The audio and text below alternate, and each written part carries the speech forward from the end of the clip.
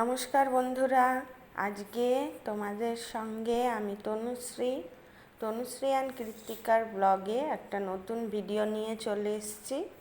আজকে আমি সকালে না, আজকে বিকেলে একটা বলতে পারো একটা চটপটি রেসিপি করেছি। তোমরা সকলেই এটা খাও, বাইরে বেরোলে আমরা মোটামুটি সকলেই মেলাতে হোক বা এমনি হোক রাস্তা দিয়ে কিনে খাই।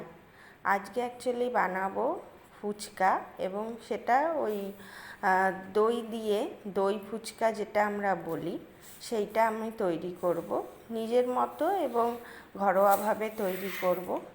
তো আমি প্রথমে হাফ কাপের একটু বেশি সুজি নিয়েছি। আমার চায়ের কাপটা একটু বড়, যেহেতু একটু হাফ কাপের বেশি নিয়েছি, আর তার সঙ্গে হাফ কাপ মতো আটা মিশিয়ে নিয়েছি। আর সামান্য একটু লবণ দিয়ে ওটাকে এমনি জাস্ট জল দিয়ে মেখে তারপর ছোট ছোট করে লেচি কেটে তেলের মধ্যে ভেজে নিয়েছি। তোমরা দেখতেই পাচ্ছ তেলের মধ্যে দেওয়াতে ওটা ফুলে ফুলে উঠছে, পুরো ফুচকা, পুরো গোল গোল ফুচকা হচ্ছে।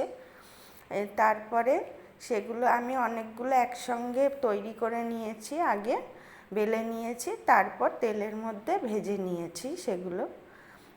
আর এগুলো যে কটা বানিয়েছি সব কটা হয়ে যাওয়ার পরে তারপর প্লেটে কতগুলো ফুচকা রেখে ওটা সুন্দর করে দই দিয়ে আর একটু চাটনি দিয়ে সাজিয়ে নিয়েছি, আর উপরে একটু চাট মশলা আর ঝুরি ভাজা দিয়ে নিয়েছি।